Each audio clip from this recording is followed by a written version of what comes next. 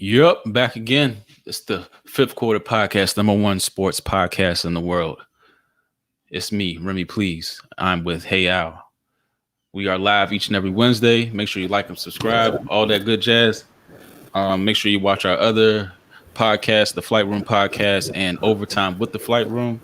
Yes, sir. But yeah, let's get into it. Al's probably favorite segment of the night. Bullshit. Al's favorite segment of the night. We're going to recap recently me and Lighthouse. Lighthouse not here right now, but me and Lighthouse went over to Richmond and watched the Washington football team, aka the Redskins, go in at training camp. Yeah. So Al, what did you get from training camp? That's okay, I got it. So I don't know. The biggest things I took away from training camp is, one, our defense is fucking stout. We created like 6 turnovers. I don't know if that's a good thing. I don't know if it's a bad thing, but we created like 6 interceptions. I don't think nobody put the ball on the ground as far as fumbles.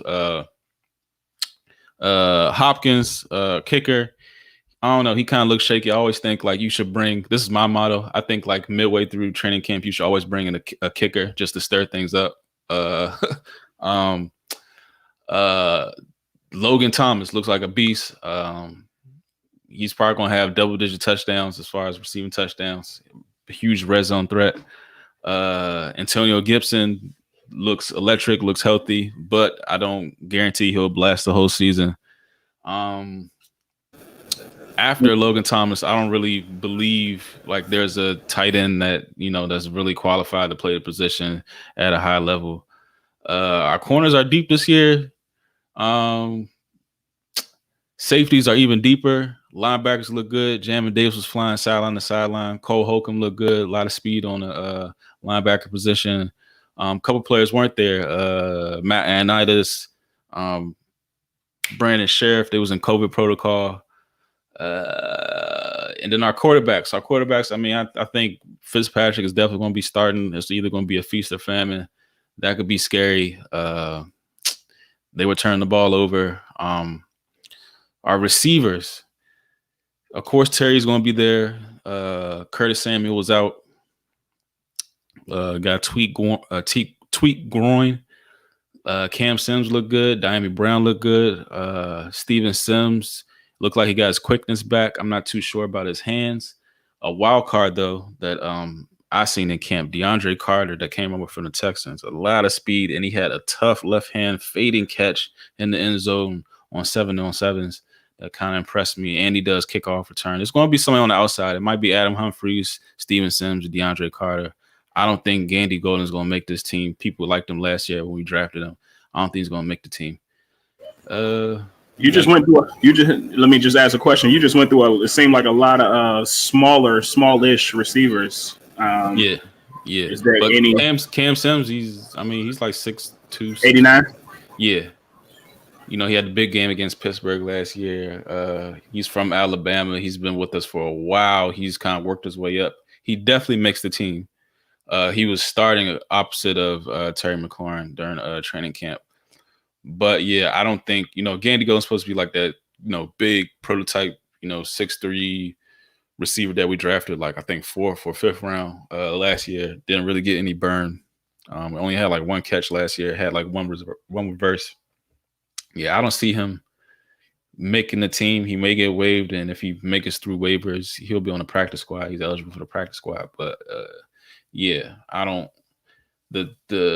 Somebody's going to get cut as far as the wide receiver room. They're going to be like, wow. But hey, the O-line was getting their fucking food ate. Their lunch just ate.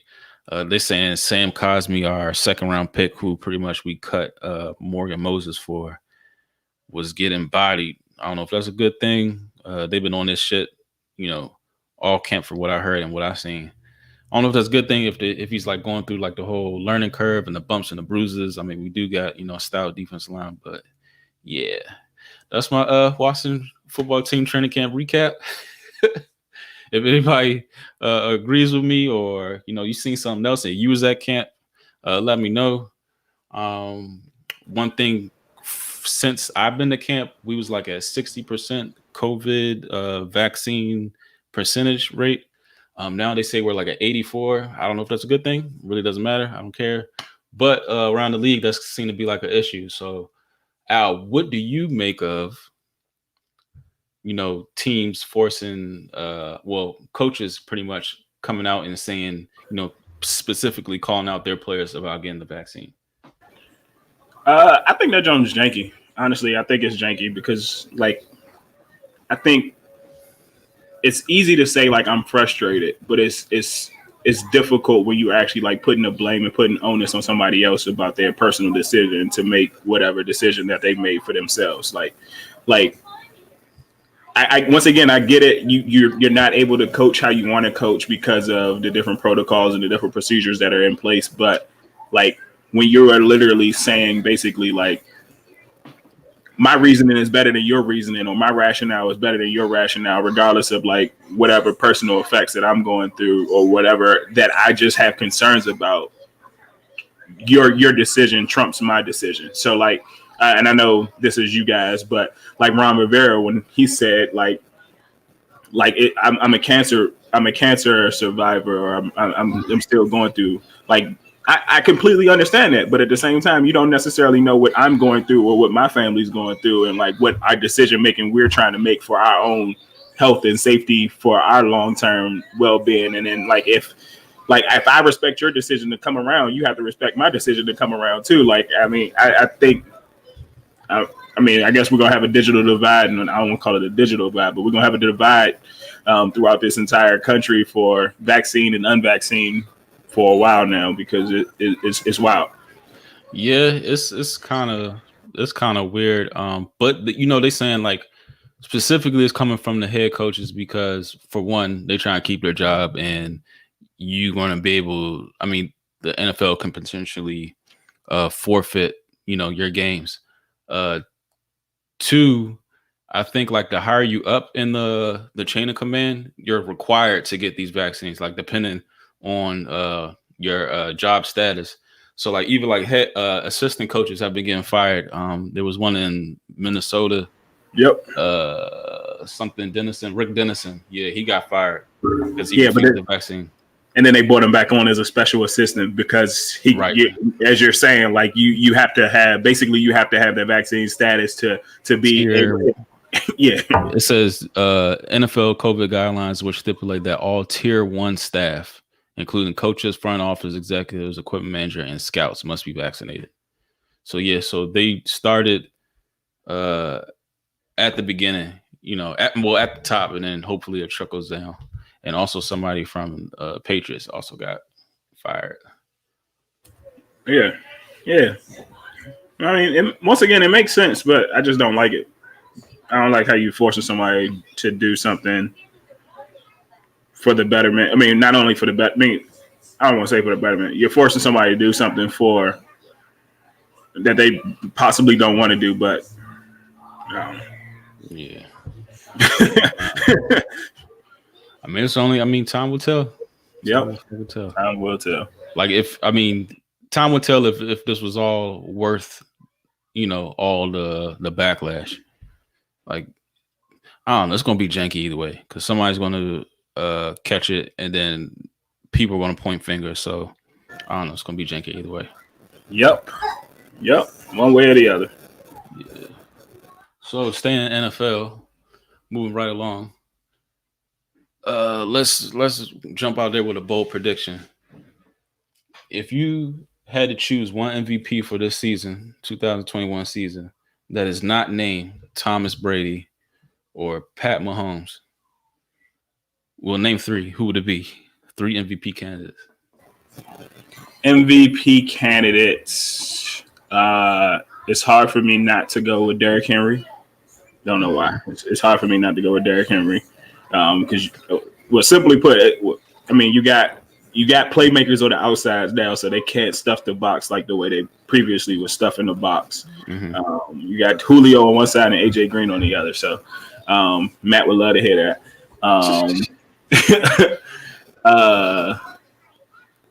Hell, I'll throw Kyler Murray out there too. I was about to say that shit. My bad. Yeah, Kyler Murray, and then I'll let you go ahead, and then why you say Kyler Murray?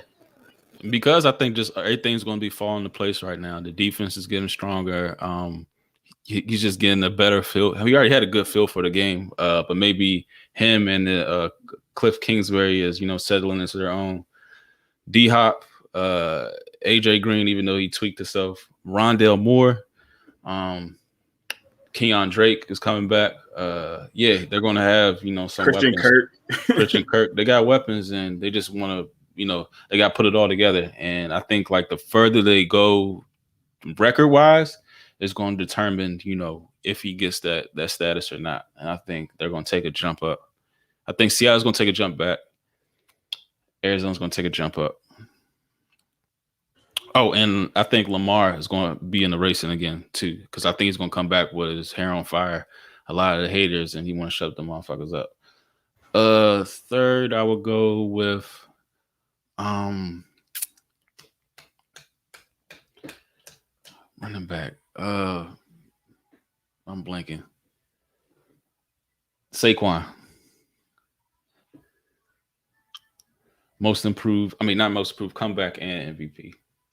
I hope not, but yeah, damn sure hope not. The way he been looking in the offseason look crazy. Yeah. Yeah. I'm trying to think of my third.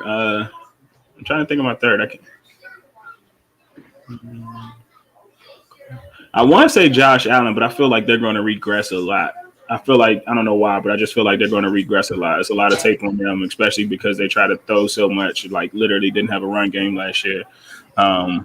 So I thought they was going to regress last year. Yeah.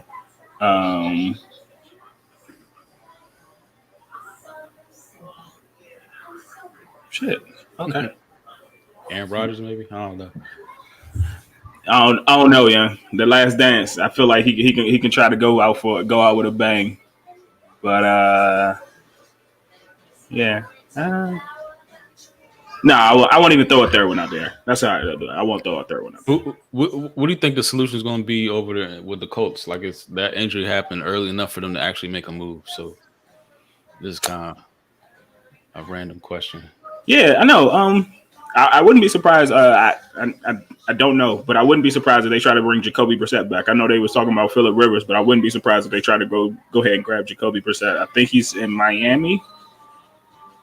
But I wouldn't be surprised if they just go ahead and try to get him back. I mean, Jacob Easton, I think he has supposedly a big arm, but it's easy. It's easy to say you got a big arm, and then all of a sudden you turn into Kyle Bowler or something like that. Like you actually got to be able to put the tools together and actually be able to implement that shit on the field. So I think Jacoby Brissett might be the best option. What you think? I seen somebody said they might as well get on the phone and get Gardner Minshew to come on over. Oh, I did see that. And they already said Phillip Rivers not coming back, but Gardner Minshew might, especially because he's not trying to take a number 2. So he yeah, they might as well get on the phone. Yeah. All right, so finishing off, NBA, exciting week. We had the draft and now free agency and a lot of trades going on. So what do you think by addition has been the best move this offseason? A lot of people changing uniform cities. So I have 2 picks. My first pick is a homer pick, and I don't care. I don't care. But I'm gonna go with the Wizards unloading Russell Westbrook and his contract and getting a bench. And don't get me wrong, I know we traded a future possible Hall of Famer, first ballot Hall of Famer, but we also traded and got a bench, a legit bench in which we don't have to worry about Isaac Bonga not only starting but playing quote unquote meaningful minutes, Anthony Gill playing meaningful minutes and everything like that. So we actually we traded Russ for Spencer Dinwiddie, Montrezl Harrell, Kyle Kuzma, KCP, Aaron Holiday, and somebody else. Oh, and Isaiah Todd. So I mean, we actually like. I mean, I know it. Once again, I know we traded a future Hall of Famer, a future first ballot. You're saying addition by subtraction. Yeah, addition, and we also created like some cap flexibility as well as like some possible assets. Like, don't get me wrong, I'm not just saying like everybody's gonna be beating on our door trying to get Kyle Kuzma or Montrezl Harrell, but at the same time, some of those guys are on expiring contracts, so it might help us a little bit when we need to. I didn't like how Kyle Kuzma posted on Instagram. What's the deal, Bill? Like it was like it about to be like a Batman Robin type thing. You're not that type of player, brother. You are not that. What's that white dude that made that little comment? You are not that guy, dude. You're not that guy, pal. You are not that guy, pal. Yeah. And he made it seem like he was the main attraction in the deal. Like, right. I think the key piece for me in that deal was not only the cap flexibility, but KCP. Like, hopefully he transitioned and he plays like he used to play when he played for the Pistons. But I think KCP is one of the biggest assets out of that deal. But other than that, I think the Bulls made some moves, some moves. And don't get me wrong, I know they're not necessarily on the level of the level of the Nets and the Bucks and the 76ers, but to be able to get Lonzo, maybe possibly keep Zach LaVine for a couple more years if they respect his. I mean, if they do put some respect in their contract talks. DeMar DeRozan possibly coming off the bench. I don't know how they're going to work that in. And then Caruso, as well as I forgot the center they just got last year in the trade, the All-Star. So they got nice little pieces, a nice little squad. I don't know about their bench. And then they got Kobe White coming off the bench, as a matter of fact. So they got nice little roster that they put together. I don't know about 3 years for $85 million for DeMar DeRozan, but I mean, you gotta pay what you can to get what you got. Yeah, I would go with an interesting. I mean, Russ is probably the most interesting acquisition because he's playing with LeBron, another ball dominant guy, and now you have no bench like whatsoever. You have no shooters whatsoever. You got Kendrick Nunn off the very cheap for him to be a young guy with finals experience. Yeah, I just don't see how. I mean, in the regular season, they'll probably drag. It's going to be a long, grueling. Everybody, they said like majority of the team is over 32 years old. It's going to be a long, grueling season. Then they got Melo too. So I don't know how that's going to work in the playoffs. LeBron, Russ, AD can probably play with anybody. But yeah, Kyle Lowry going to Miami. That's very interesting. They also re-signed Oladipo, but he's always hurt. They also re-signed Duncan Robinson. So I feel like they're probably still a couple moves away, and they probably will make those moves to compete in the East. They always do. Yeah. Kemba Walker going to the Knicks. We did it real big a few times playing MSG. So yeah, the Knicks made the playoffs in forever years last year, and now they got. But the only thing about that Knicks, John, is like it just created a logjam for me as well because I know you can never have. I mean, one situation we don't have is a quote unquote starting point guard unless you count Spencer Dinwiddie. He's I don't think he's ever started at the point, but like they have Kemba Walker, now they have Derrick Rose, and I know Derrick Rose is often injured as well. But then you also have Emmanuel Quickly coming off the bench, and he's going to take some minutes away from Derrick Rose, or Derrick Rose is going to take minutes away from him in his growth and development. And I thought he was putting in numbers in his little spurt off the 6-man role. So, I mean, yeah, I'm very surprised Boston is being very quiet during this whole ordeal with Brad Stevens going up to the front office. It's like, all right, bro, what you doing now? So, like, you're supposed to be like some type of basketball mastermind. Like, what are you doing now to make Boston better? But also the Nets they just signed Patty Mills today, so now they're kind of building their bench. Patty Mills, Blake Griffin, and James Johnson. Yeah. So, And then who else? We was talking earlier. Atlanta re-signing, well, extending Trey Young Yeah, early. I think that's a big move. That's a big yeah, move, and it's under 200 million. I mean that sounds like a lot, but it's still under 200 million. So yeah. Yeah, but so as a matter of fact, so one of the little subtle moves that Boston did was they traded for Chris Dunn.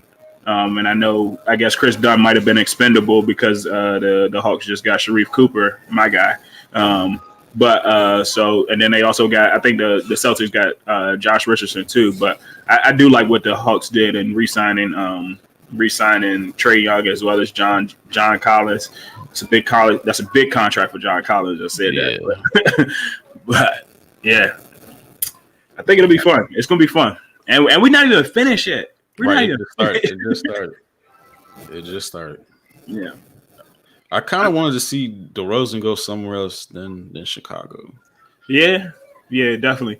I am glad he didn't go to the Lakers though. Like, I mean, I think it's gonna work out in the regular season, like you said, but I wonder how it's gonna work with spacing in terms of shooting. Like, because once again, you have Russ that can't shoot. You got LeBron he has to get hot for it to actually be Right. whatever. And then you got Melo, and they all somewhat clog the same airspace or clog that same space and around that 16-foot mark. So it's gonna be tough. And then you got AD in there, and then as well. So But with those guys in place, how do you make it work? how do you make it work? I mean, luckily because they're all older, I think you have to rotate their minutes. So I think that's how. So Like, how do they close games? Like who's I guess you do have to close games with those four: Russ, Melo, LeBron, AD, and then you got to put a shooter on the court. And so I don't know if that shooter is. So Melo's going to pretty much be like that spot up role that he had last year. Yeah, that spot up role. And then, like, I guess in close games or at the end of the game, you got to go with AD in the post. And then if AD's in the post or AD is one-on-one ISO, everybody else got to be ready to shoot except for Russ, man. Russ gonna have to be slashing. That's the only way. Yeah, Frank Vogel is definitely he's going to be playing off ball probably. Oh, Russ. Yeah. Have to. But I wonder how that's going to work for him, because has he ever really played off the ball? I mean, I know he came into the league. Didn't he come into the league as like a two guard? Nah, they switched him to the point immediately. Okay. Yeah, I don't know. We'll see. It's gonna be fun, especially like the spotlight is always gonna be on them. Yep. It's gonna be fun, hilarious. The sound bites are gonna be fun. I wonder how long it's gonna last for real. I do too. But I guess once again, I guess being that though all of them are older, and was it 4 Hall of Famers to start? They're gonna have to put their pride aside. But once again, we always see this. People think that just because you get 4 Hall of Famers on one team, it might. Or sometimes people think that because the Lakers did it before when they had Gary Payton, Karl Malone, and Kobe and Shaq. Yeah, and that didn't. No, that wasn't the year when it didn't turn out right. Because Karl Malone still ain't get no chip. Yeah. Right. Yeah. Yeah. Gary had to go to Miami to get a chip. Yeah. Yeah, man. It'll be fun. It's gonna be fun. It's fun over here at Fifth Quarter Podcast each and every Wednesday. Usually 8:30, 8:45, 9 p.m. It doesn't matter. Just stay tuned. Follow us over to the Flight Room Podcast, and after that, a little bit of overtime with the Flight Room Podcast. So yes, remember, please, it's Hey Al, and yep, peace and love, and hit us up in the link tree at the bottom, Instagram, Twitter, iHeartRadio, Spotify, all that good jazz. Peace, y'all. Like, subscribe. See y'all.